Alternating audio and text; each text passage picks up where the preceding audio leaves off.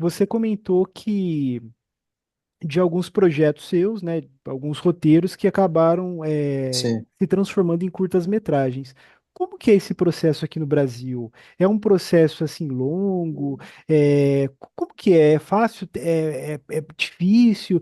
Tem muito a sua participação do roteirista presente ali no projeto? Como que é isso? Então, esses roteiros que eu estou falando, é, s- por enquanto, são só roteiros. Tá. Eu estou produzindo agora, como diretor e produtor, um curta de stop motion. Engraçado, né? Começar logo com stop motion. Comecei lá atrás, tentando fazer animação, fui para stop motion. Enfim, que eu ganhei um edital da Lei Paulo Gustavo aqui na minha cidade, e aí estou produzindo esse curta-metragem que vai provavelmente ser lançado em janeiro ou fevereiro de 2025. Mas todos esses roteiros que eu estou falando com você, esses principalmente os curtas, eu estou produzindo o roteiro para provavelmente eu mesmo produzir e dirigir esses curtas. O longa-metragem, eu tenho dois roteiros de longa-metragem, vou fazer o terceiro. São ou esperando recurso para eu mesmo produzir, ou vender para uma produtora, para um streaming, enfim. Eu tenho também pilotos de série que eu já participei de rodadas de negócio e até não posso falar muito, porque tem Uhum. coisas interessadas, enfim, não posso abrir, mas aí já é uma coisa para TV, já é uma coisa para streaming, entendeu? Uhum. No Brasil, a produção de cinema é complicada porque, primeiro, que a gente tem um problema de distribuição.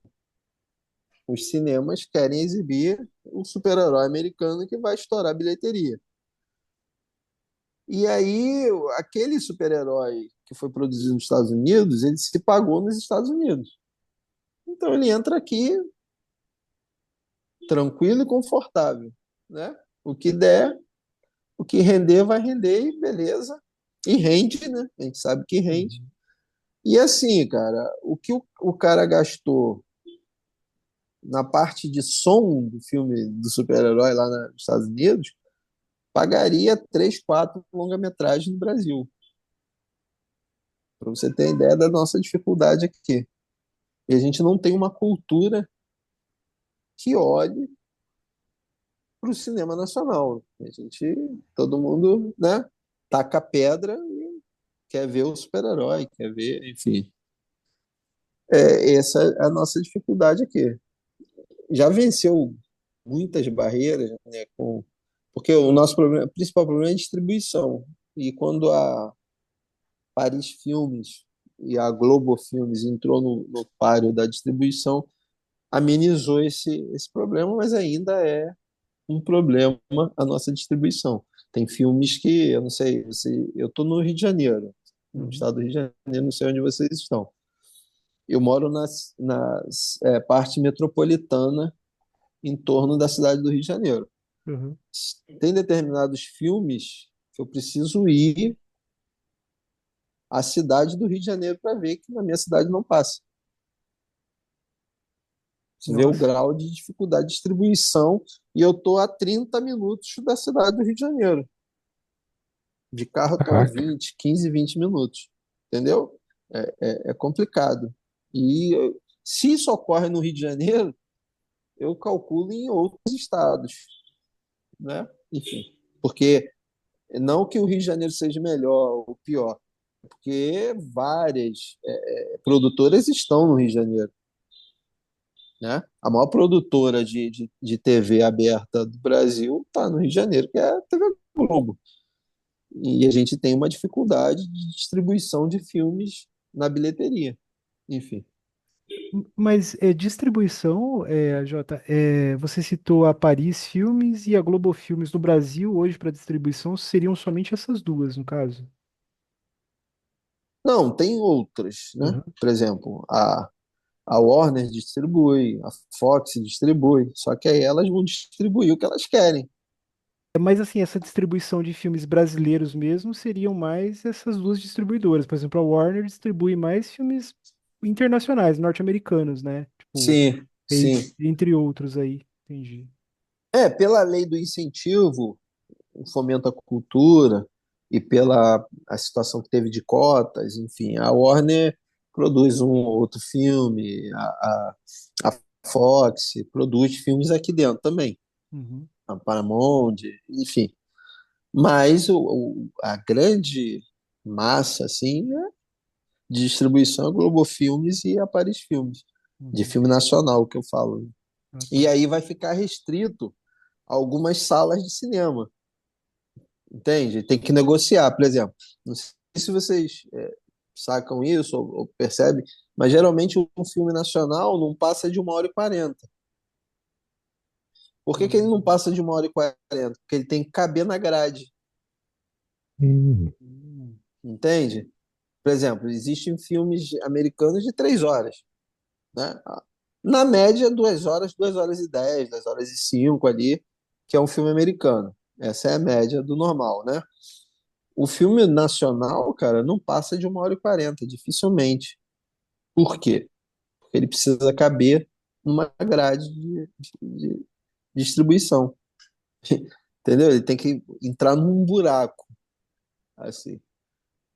E aí, essa questão. Às vezes a gente faz um roteiro de 2 horas, de 2h10, tem que sair cortando cena.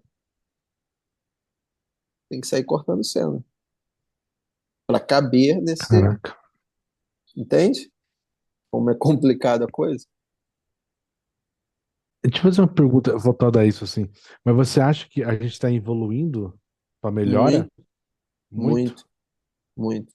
Assim, uma coisa que eu sinto que quase que enveredou por outro lado, mas já voltou, é que o cinema nacional ele tem uma identidade. O cinema nacional nosso é respeitado internacionalmente porque ele tem uma identidade própria. Você vai pegar Terra em Transe, Deus e o Diabo na Terra do Sol, Vidas Secas, O Pagador de Promessas. Ele tem uma identidade. Você bate esse caramba, isso é uma fotografia brasileira, isso é um enquadramento típico do cinema nacional, do cinema brasileiro. Então ele tem um respeito na Europa, principalmente, na América Latina, ele tem um respeito, às vezes mais respeitado na Europa e na América Latina que o próprio Brasil. Tem, Sim, tem, tem autores que são mais conhecidos na Europa do que no Brasil, sabe? Então ele tem uma identidade. Na determinada década, de começa com Cidade de Deus, Tropa de Elite, uma geração de cineastas que olham muito para a qualidade americana e olham muito para a estrutura americana e acaba fazendo um cinema meio que, não vou dizer sem identidade, mas uma identidade diferente do que a gente tinha uma trilha. E aí, entendi. e aí alguns filmes resgataram essa identidade, sabe? Tipo Bacurau, O Lobo Atrás da Porta, enfim, são filmes que resgataram essa identidade, que quase que foi por outro caminho que, que ia para outra ideia, né? Tipo, você pega a Central do Brasil, tem uma qualidade robusta, pô, a Fernanda Montenegro arrebentando, concorreu ao Oscar, até hoje eu não entendo que ela perdeu, mas enfim, porque a atriz que ganhou, com todo respeito, se você comparar, não tem comparação. Mas enfim, coisas do Oscar. E aí é um filme robusto, de qualidade, que tem uma identidade nacional. Ele é identificado com o cinema nacional.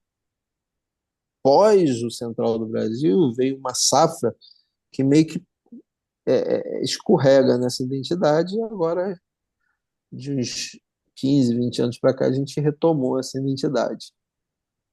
Mas Por que essa dificuldade de identidade? Por essa questão de mercado, cara. O mercado é cruel. O mercado é bem cruel.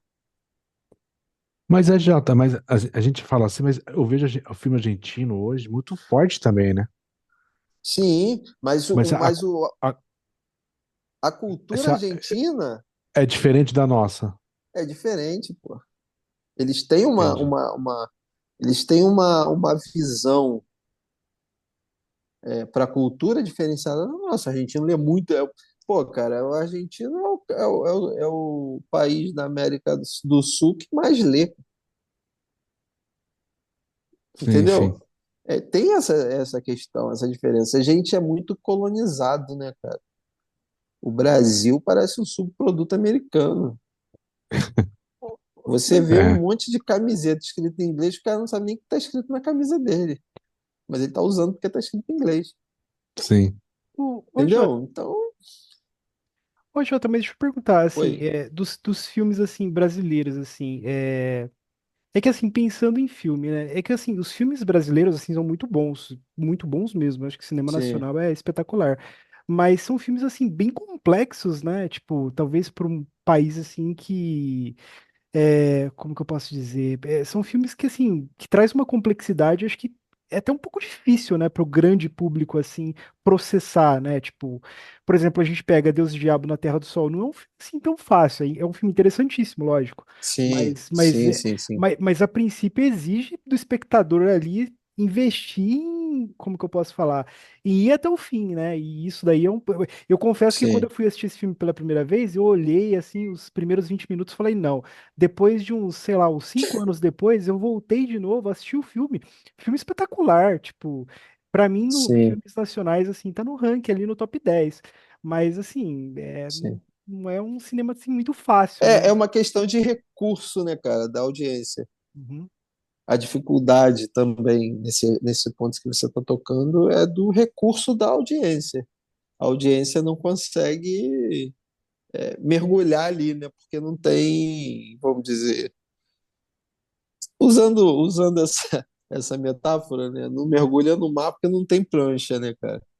E aí vai tomar caldo, vamos dizer assim, porque Exatamente. tem essa dificuldade. Mas aí a gente precisa fazer uma construção, né, cara? E é importante esses espaços assim que vocês, um espaço igual o de vocês abrindo para falar sobre o assunto, para a gente incentivar a leitura, para a gente incentivar ver bons filmes, né, cara? Porque cria repertório, tem que criar repertório. A audiência precisa de um repertório.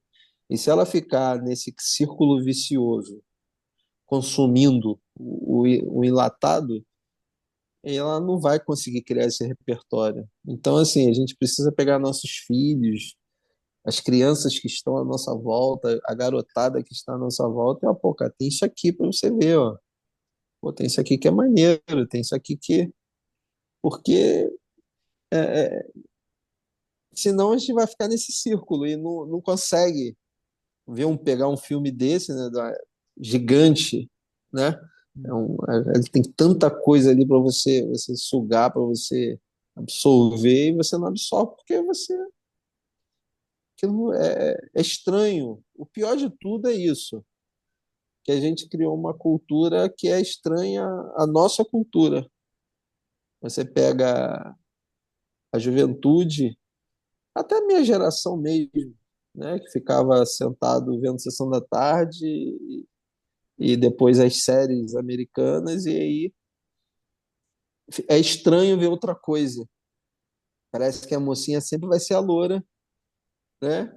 O vilão sempre vai ser um cara maltrapilho, um cara, enfim, consumiu isso, absorveu isso e agora tem que desconstruir. Como que a gente desconstrói isso? Né? Incentivando outros caminhos. É o que eu tento fazer na minha literatura, na minha filmografia, enfim. É o que eu tento fazer, é tentar desconstruir essa coisa enraizada, né, cara? Tá enraizada na juventude, no jovem, enfim.